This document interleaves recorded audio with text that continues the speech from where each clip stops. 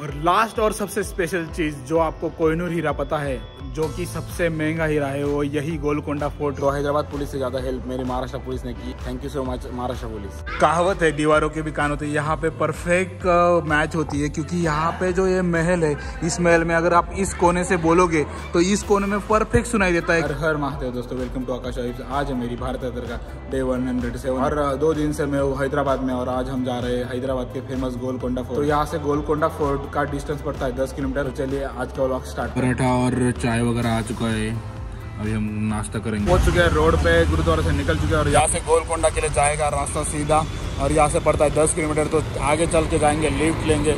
अभी रजत और राहुल वगैरह भी आ चुके हैं, तो अभी तीनों साथ में लेंगे। हार्ड पार्ट है सिटी में लिफ्ट लेना, अभी ट्राई करेंगे भाई। तो भाई आज की पहली लिफ्ट मिल चुकी है और ये भैया आगे जाने वाले 2-3 किलोमीटर। आधा घंटा एक ही जगह पे खड़ा होने के बाद प्रतीक भैया ने हमें लिफ्ट दी है।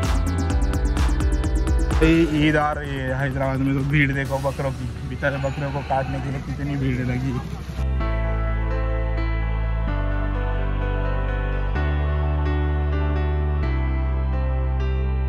रास्ते में मिले वो भैया ने हमें 2-3 किलोमीटर आगे छोड़ दिया। अभी गोलकोंडा फोर्ट यहाँ से 400 मीटर है, तो पैदल ही जाएंगे। रजत की बैग में माइक वगैरह था, तो माइक वगैरह उन्होंने अलो नहीं किया। बैग वगैरह चेक होती है यहाँ पे 25 रुपीज़ टिकट वगैरह है। अगर आप गाइड चार्जेस होगे तो 750। यहाँ पे जो दरवाजा देख रहे हैं, इस दरवाजे का नाम है बाला हिसार गेट, और ये एकमात्र दरवाजा है जो कि किले में एंट्री के लिए है और एग्जिट के लिए भी यही दरवाजा है। और इस दरवाजे की हाइट है टोटल, ये जो दरवाज़ा दिख रहा है जिससे एंट्री होती है, इसकी हाइट है 18 फीट। और इसके ऊपर आपको जो है होल दिख रहा है, ये होल बनवाया गया है अगर कोई हमला करते तो अगर वो लोग यहाँ तक पहुँचे और ऊपर से इसमें से गर्म पानी या फिर तेल डाला जाता था, जिससे वो दरवाजे को तोड़ ना पाए। और इसके आगे ये जो फेंसिंग बनी हुई है, ये इसलिए बनी है क्योंकि अगर कोई हाथी लेके आता है तो हाथी का जो डायमेंशन है वो चेंज कर ना पाए, क्योंकि अगर हाथी सीधा आएगा पीछे होके तो ज़्यादा जोर से मार नहीं सकता। इसीलिए ये फेंसिंग बनवा दी गई, क्योंकि हाथी आएगा ऐसे दौड़ के तो यहाँ से डायरेक्टली मुड़ नहीं पाएगा और दरवाजे को धक्का नहीं दे पाएगा। ये है मेन दरवाज़ा, यहाँ पे जो बनाया हुआ है डायमंड शेप में, ये 6 ऐसे चारों तरफ बने हुए हैं, मतलब कि 24 डायमंड शेप बनाया गया है, 3, 2 और 1 के हिसाब में। अगर यहाँ पे अब नीचे यहाँ पे ताली बजाओगे तो ताली का आवाज़ सीधा ऊपर जो कि फोर्ट है वहाँ तक जाएगा। मतलब जो भी, अगर 1 ताली बजी तो समझ लेना दोस्त आया है, अगर 2 ताली बजी तो समझ लेना दुश्मन आया है। ऐसा बोल के यहाँ पे ताली बजाई जाती थी, मतलब उनको कोड लैंग्वेज या साइन लैंग्वेज बोला जाता था। ठीक है, लोग ताली बजाते हैं और यहाँ से आवाज़ गूंजता है और सीधा ऊपर तक जाता है। तो ये जो आप तोप देख रहे हैं, इस तोप को लंदन की क्वीन जो एलिजाबेथ थी, उन्होंने यहाँ के राजा को गिफ्ट दिया था। और ये ऐसे मटेरियल से बनी है, इसका यूज़ वॉर में वो नहीं सकता, क्योंकि अगर इसको कोई चलाएगा तो ये खुद अपने आप यही तोप फट जाएगी। ये तो बस एक शो पीस के लिए रखा था, पर राजा ने अपने दिमाग का इस्तेमाल करके यहाँ पे लगा दिया। अगर कोई हमला भी होगा, अगर कोई दुश्मन यहाँ इसको जलाने की कोशिश करेगा तो वो खुद ही फट जाएगा। ये जो गोला है, इसका वेट है 240 किलो। और पुराने ज़माने में जब भी यहाँ पे सैनिकों की भर्ती होती थी, तब बोला जाता था जो भी इसको उठाएगा तो वही इसमें भर्ती होगा। जानबूझ के उठाने के ट्राई कर रहे थे। अभी इंडिया के लोग इतने वेले हैं कि सब लोग आके उठाने लग गए, सब लोग आके वही ट्राई कर रहे हैं। तो दोस्तों आज हम आए हैं गोलकोंडा फोर्ट, जो कि हैदराबाद का काफ़ी फेमस माना जाता है। वो बनने में लगे थे 62 ईयर्स पूरा इसका कंस्ट्रक्शन चला। ये है गोलकोंडा फोर्ट, और इसका जो निर्माण था, जो किया था सुल्तान मोहम्मद कुली कुतुब शाह। इस फोर्ट में 5 बाउंड्रियाँ थी, मतलब ये पहले फोर्ट नहीं था, एक विलेज था, एक पूरा गांव था। जो अभी हम जहाँ पे खड़े हैं, ये 3rd बाउंड्री है। 3 किलोमीटर पे यहाँ से जो बाउंड्री है वो 1st बाउंड्री है, वहाँ पे पूरी प्रजा रहती थी। उसके बाद 2nd बाउंड्री आती है, वहाँ पे जो सैनिक वगैरह वैसे रहते थे। ये 3rd बाउंड्री, यहाँ पे भी जो इम्पोर्टेंट यहाँ के जो सैनिक वगैरह थे वो यहाँ 3rd बाउंड्री में रहते। ये है 3rd बाउंड्री, और इसके ऊपर आपको जो ये 4th बाउंड्री दिख रही है, इस 4th बाउंड्री में रहते थे साहूकार लोग, यानी कि जैसे कि शराब सोनार वगैरह, जो कि बिजनेस वगैरह करते थे। और इसके ऊपर जो आपको महल दिख रहा है, यहाँ पे महल दिख रहा है आपको, ये इस महल में रहते थे राजा महाराजा, जो कि जिन राजा ने बनाया तो वो सबसे ऊपर महल में रहते थे।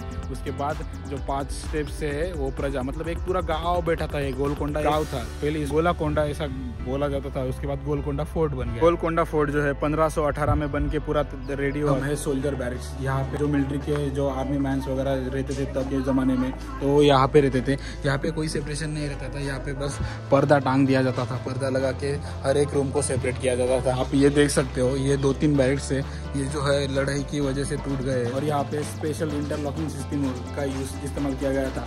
और ये जो है तो ये था की लॉक सिस्टम। अगर इसको एक पत्थर को तोड़ के निकाल दो तो पूरा जो बैरिक्स है वो पूरा गिर जाएगा।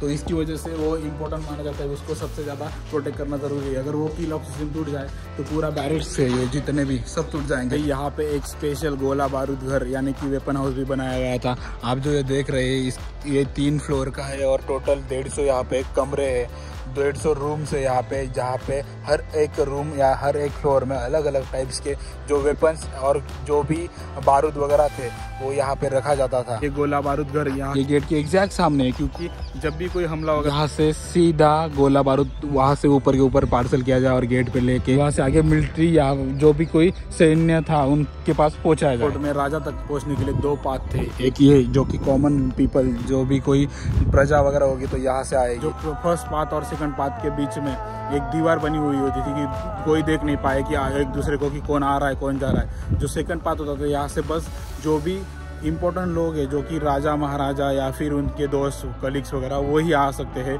जो कि महल में रहते। भाई ये है वो दीवार जो फर्स्ट पाथ को सेकंड पाथ से डिवाइड करती है। ये सेकंड पाथ यहाँ से बस जो भी इम्पोर्टेंट पर्सनल रहते थे जो राजा महाराजा वो सीधा ऊपर तक जा सकते थे। तो भाई ये देखिए चमगादड़ कितने लटके हुए हैं भाई, बहुत ज़्यादा।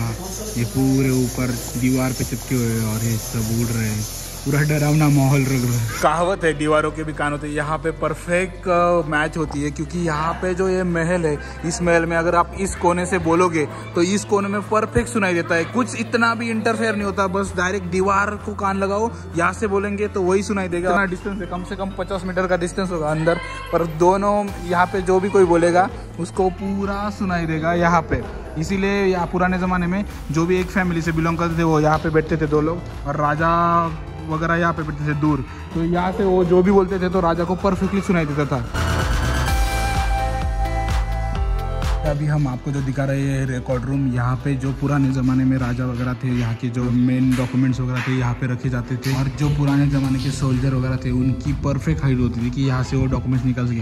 अभी मेरी हाइट है 5 फुट 8 इंच के आसपास, तो आप देख सकते हैं मेरा हाथ यहाँ तक जा रहा है क्योंकि ये 7 फीट की तरफ जाता है। मतलब वो लोग ईजी यहाँ से निकल सकते थे, तो इसका मतलब आप सोच सकते हो कि उनकी हाइट कम से कम 6.5-7 फीट तक होगी। तो अब भाई आपको दिखाते हैं कि नगीना मार्केट, जो कि खास डायमंड्स के लिए फेमस थी उस जमाने में, और अभी उसको बना दिया है नगीना गार्डन।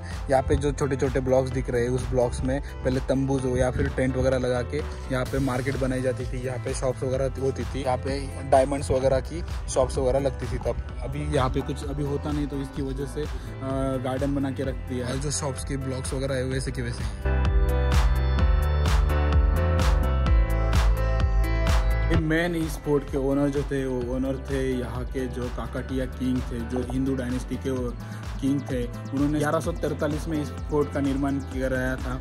और उसके बाद मतलब ये सिंपल था, जब सैंड से बना हुआ था इसीलिए इसका नाम पड़ा गोला। सैंड यानी कि तेलुगु में गोला का, वो तेलुगु में सैंड या कुछ ऐसा बोला था, टेम्पररी बनाया था इसकी वजह से। तो भाई उसके बाद यहाँ पे जो मुस्लिम किंग थे सुल्तान मोहम्मद कुली कुतुब शाह, उन्होंने यहाँ पे कब्जा किया। उससे पहले यहाँ पे जो हिंदू किंग थे जो गोलवाड़ू यानी कि गौली, इनके अंडर था यहाँ पे। ये जो फोर्ट है उसके टॉप पे श्री जगदम्बा महाकाली यल्लम्मा या फिर इसी नाम से यहाँ पे इस मंदिर का निर्माण कराया। जो काकटिया डायनेस्टी किंग थे उन्होंने इस पूरे फोर्ट का निर्माण कराया था। पहले 1100 से लेके 1300-1400 तक पूरा हिंदू डायनेस्टी का ही यहाँ पे कब्जा है। हिस्ट्री इस मंदिर की और फोर्ट की, और आप यहाँ पे मंदिर देख सकते हो, यहाँ पे पूरा प्रॉपर मंदिर ऊपर बना हुआ है।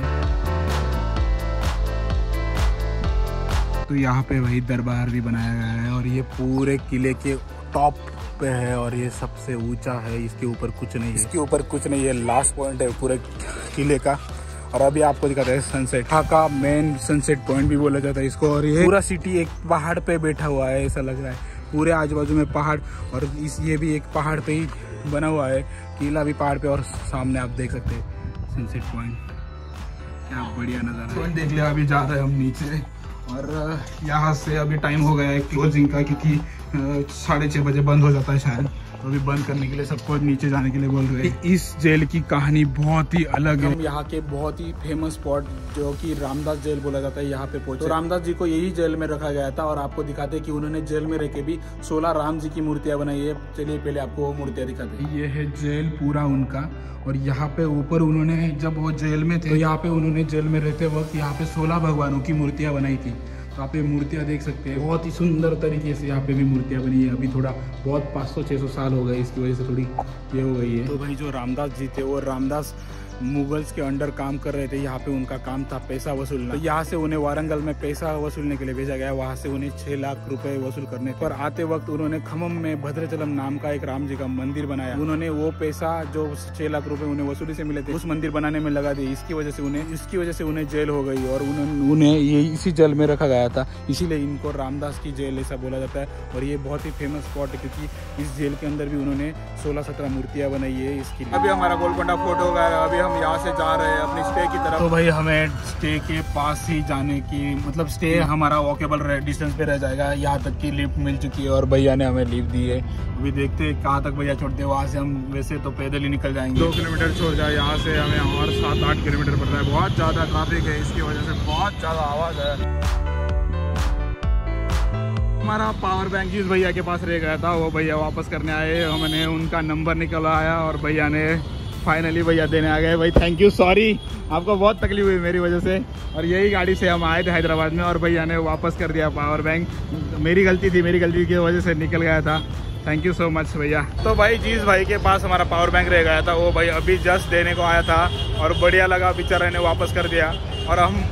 और मैं बताऊंगा आपको कि मैंने पावर बैंक उसका नंबर कैसे निकाला है। तो भाई पावर बैंक मिलने के पीछे सबसे ज़्यादा हेल्प हुई महाराष्ट्र पुलिस की, क्योंकि महाराष्ट्र पुलिस में नासिक में मेरे एक भैया है, जिनसे मैंने बात की कि ऐसा नंबर है, मेरा पावर बैंक चला गया है, तो आप नंबर से उसका कॉन्टैक्ट नंबर दे सकते हैं बाइक के नंबर से। उन्होंने बस 1 घंटे में बाइक के नंबर से उस भैया का नंबर दे दिया, और वो भैया पावर बैंक वापस कर गए। तो हैदराबाद पुलिस से ज़्यादा हेल्प मेरी महाराष्ट्र पुलिस ने की, और वो भी मैं हैदराबाद में था, फिर भी उन्होंने महाराष्ट्र से मेरी हेल्प की। Thank you so much Maharashtra police. तो दोस्तों अभी हमारा खाना वगैरह हो गया, और अभी हम अपने रूम में आ चुके हैं। अगर आपको आज का व्लॉग अच्छा लगा होगा तो लाइक करें, शेयर करें और सब्सक्राइब करें। तो मिलते हैं अगले व्लॉग में। Till then bye bye.